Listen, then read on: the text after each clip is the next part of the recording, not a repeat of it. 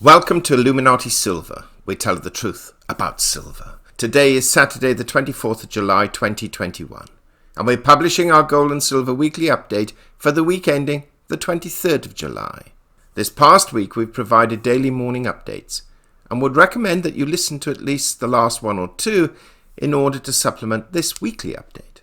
We have also placed videos on our Crypto Plus channel and would advise those interested in other alternative investment forms, including cryptocurrencies, definance, to click on the link that we've placed below. Now this video is going to be slightly longer than usual because we are covering some aspects in greater depth. So let's take a look as to what's been happening this past week and our forecast for this coming week.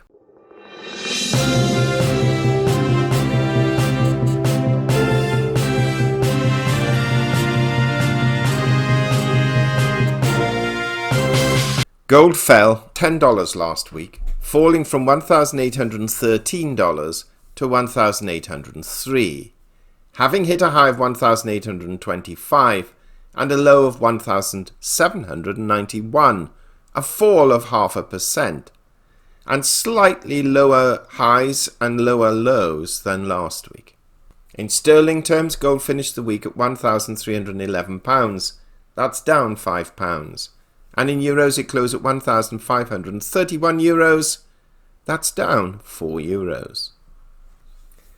Following the previous week's fall of 43 cents, silver fell again last week, an additional 50 cents this time, falling from $25.70 to $25.20, having been as high as $25.77 and as low as $24.78. And we did think at one point it might close below the $25 level. This represents a fall of 2%. In sterling terms, silver closed at £18.33, that's down 32 pence on the week. And in euros it closed at 21.41 euros, that's down 0.36 euros. The gold to silver ratio rose again, this time from 70.5 to 1 to 71.5 to 1. Bitcoin is up $2,400 from our report of last week and currently stands at $33,685. It's been as high as 33,817, so it's very near its high for the week, and as low as 29,317. We've seen some quite significant gains in the past 3 days. On the issue of Bitcoin, quick shout out to a new channel we set up, or in fact one that we replaced the Richard and Greg channel with, called Crypto Plus, where we will be speaking about cryptocurrencies, definance and alternative investments. So far we've focused on cryptos, but that will soon be changing as we should be speaking about other investment types and categories too. Going back to how the markets fared this past week, we can see that the Dow Jones closed on Friday at 35,061, up 238 points on the day and up 374 points on the week. The S&P was up 44 points and closed at 4,411. That was 44 points on the day rise, but actually up 84 on the week. And the Nasdaq Composite closed at 14,836. That's up 152 points on the day and up 409 points on the week. So all the losses we experienced last week have not only been reversed, but positively improved upon on all three indexes. Brent crude closed at $74.10, up 51 cents on the week. And WTI crude closed at $72.07, and that's up 26 cents on the week. The dollar index stands at 92.91, and that's up 0.23 on the week, though it had been above 93 for I think 2 or 3 of the days last week. Now we concluded last week's video with the following forecast, quote, so we are leaving our gold trading range unchanged, with gold trading between 1750 to 1875, with 1700 to 1900 as outliers, and silver range trading slightly lower between 25 and 27, with 24 to 28 as outliers. Well, The range gold traded last week was one of the tightest ranges in a long time. And frankly, that's quite a thing to say, considering that gold has traded quite tightly for a while. The difference between its high and low was just $34, difference between 1825 and 1791, closing just above the psychologically important level of 1800, with trading within the mid-range of our forecast. Silver traded within what appears to be a common range recently by approximately $1. If memory serves me correctly, the last 3 weeks it's been similar. This week, 99 cents. The difference between 25.77 its high and 24.78 its low, closing at 25.20, again mid-range and within our forecast, but towards the lower end of that forecast rather than the top or the middle. So let's first look at gold and see what's happened. Well, gold opened lower last week, quickly rose above Friday's close, oscillating on Tuesday, and then operated in negative territory the rest of the week. But please bear in mind our comments about it operating within a tight range. Now, we listened to an analyst whom we quite admire, if truth be told, Gary Wagner, on Kitco. Now, he is basically a technical operator, but unlike a lot of these pump and dump commentators, does tend to say things exactly as he sees it. And he really expressed what we've been saying since the channel began. He confirmed on Kitco that in currency terms, rightly or wrongly, the US dollar is broadly regarded as the safe or go-to currency that the world will flock to in times of crisis and uncertainty. This comment is not only factually correct, but also undermines all of the nonsense from the pumpers and shifts of this world who for decades have warned us and predicted the imminent collapse of the dollar. We have often said, many currencies will collapse before the dollar will. Now yes, we agree, fiat currencies are dangerous and will eventually end. But in a world of fiat, the dollar reigns supreme. Now we admit that won't be the case forever, but it's still going to be some time before it is surpassed.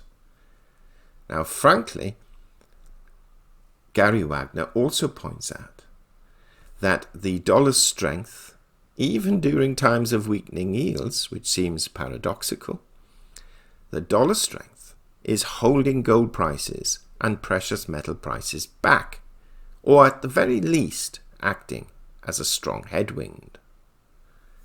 However, in addition to that, are also the availability of other asset classes taking priority.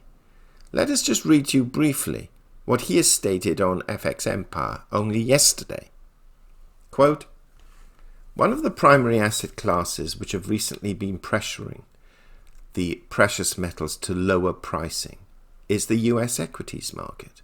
The risk-on asset class continues to trade to achieve new all-time highs. Today, for the first time in history, the Dow Jones Industrial Average closed above 35,000. The S&P also hit an all-time high of 4,411 after factoring in today's gain of 1.01%. The Nasdaq Composite had a gain of 1.04% that took the tech index to record highs as well, reaching 14,836. With all three major indices closing at all-time highs, it is obvious that capital continues to flow into the US equity markets. The combination of higher US equities, rising yields on government debt, and US dollar strength have pressured gold to trade in a consolidating range around $1,800 per ounce." Unquote.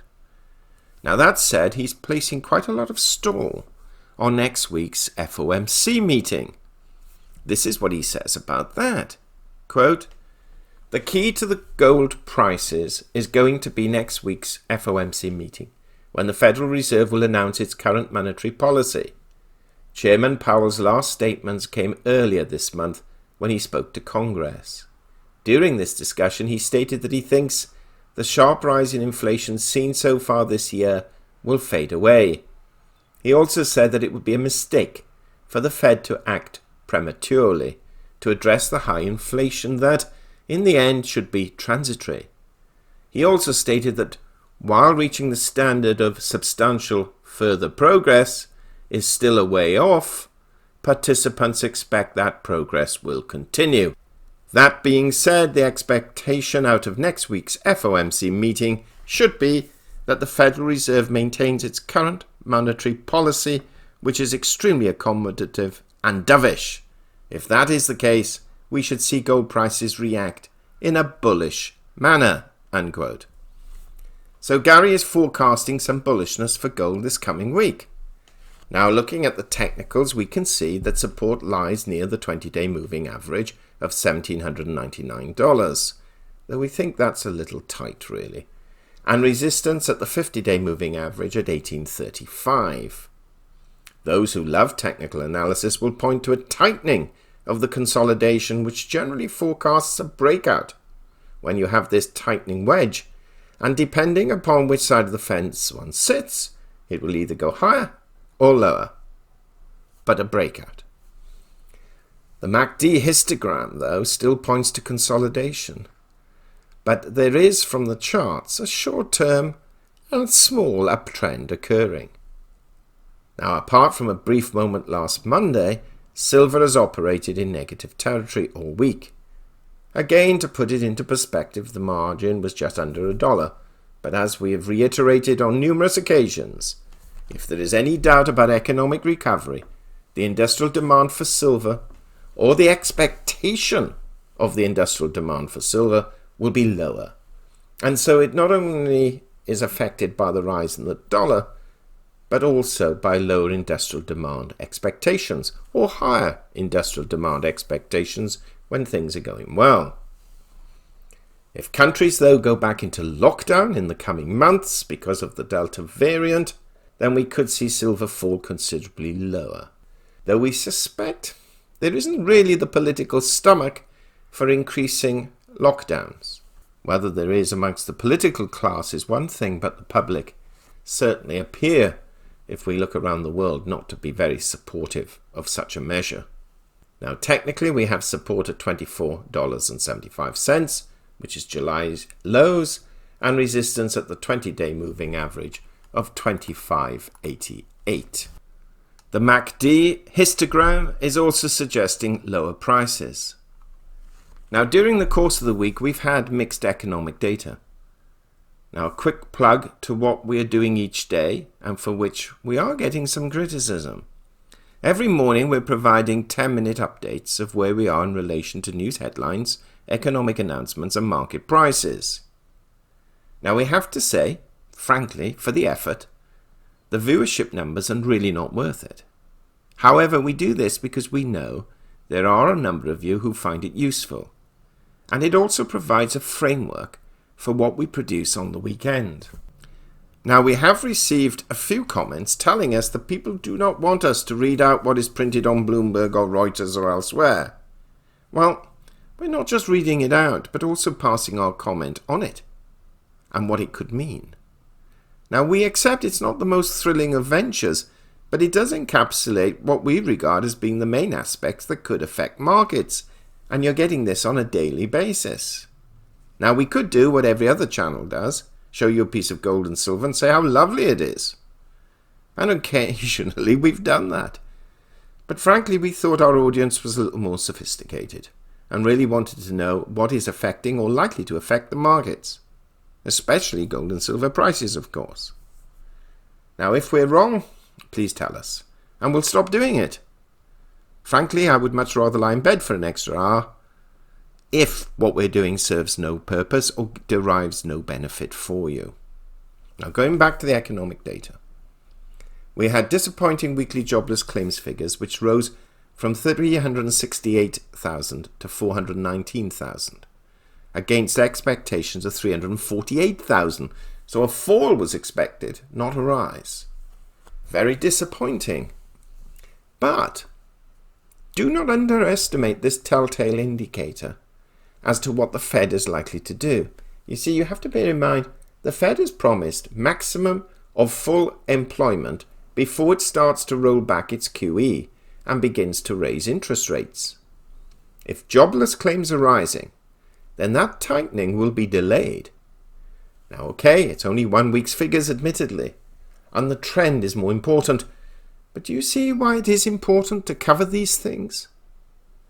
Existing home sales were up, but Friday's PMIs were mixed. The market manufacturing flash PMI came in at 63.1 for July, compared with 62.1 for June. But the services flash PMI came in at 59.8 for July, compared with 64.6 in June. Quite a dramatic fall. So mixed message here. Stronger manufacturing, weaker services. Now, admittedly, there was not a considerable amount of data last week, but we have more pertinent and potentially impactful data this coming week. On Monday, we have new home sales for June. Tuesday, durable goods orders for June, consumer confidence index for May, and housing vacancies for Q2. Wednesday, we have the advanced trading goods for June, the FOMC announcement, and Fed Chair Jerome Powell's press conference. Important day. Don't miss that one. Thursday, weekly jobless claims, GDP first estimate for Q2, and pending home sales index for June. And then on Friday, another important day, the employment cost index for Q2, personal income, and consumer spending for June, plus core inflation for June, and the UMich Consumer Sentiment Index for July. So, most of the excitement will be Wednesday, Thursday, and Friday. With mixed economic data, we expect the Fed still to continue with its dovish tone, but potentially adding perhaps that they will continue and react to the data. Now, this should prove positive for gold and silver. But if the economic reports are poor or below expectations, we can expect to see silver prices hit down again. Equally, if the number of infections and hospitalizations in the United States increases, the same will apply. Now, also briefly on the political front, China is imposing sanctions on several US individuals and organizations in response to recent US sanctions on Chinese officials in Hong Kong. The counter-sanctions come days after the US Deputy Secretary of State Wendy Sherman is due to visit China. The US sanctions on Chinese officials in Hong Kong were because of their role in the security crackdown in the territory. So all is not well politically with China. Now, there's a lot more political stuff we could cover, but this video is now becoming quite long. So where do we see gold and silver prices moving next week? Bearing in mind that we continue, to a very large extent, still be reliant on the movement of interest rates, bond yields, and the US dollar value. And still potentially some nervousness in the equity markets despite their all-time highs. So we're expecting a little more movement in gold and silver prices this coming week, obviously data dependent. So we see gold trading between 1750 and 1875, with 1700 to 1925 as outliers. So depending on Wednesday, it could prove quite bullish for gold. Equally, however, if the language is hawkish, the opposite will happen. And we see silver's range trading slightly lower between 2450 and 2650, with 2350 and 2750 as outliers. So although we do see silver moving broadly in the direction of gold, we don't see it moving as positively on the way up, and we see it potentially more negatively if the price were to go down. What do you think? Please do share your thoughts. They are all read. Also, please do not forget to subscribe to our Crypto Plus channel, which we've mentioned earlier, and we've placed links to all of the videos mentioned and the Crypto Plus channel below. Thank you so much for listening. If you haven't done so, please subscribe to our channel, not forgetting to press the bell sign so you're notified of our videos as and when they're published. Also tomorrow, we will probably be producing 2 videos, one which will be a repeat of this but under a different header, And we will announce that at the beginning of that video. So if you've listened to this, there's no need to listen to that one. And also another video on what is actually happening economically.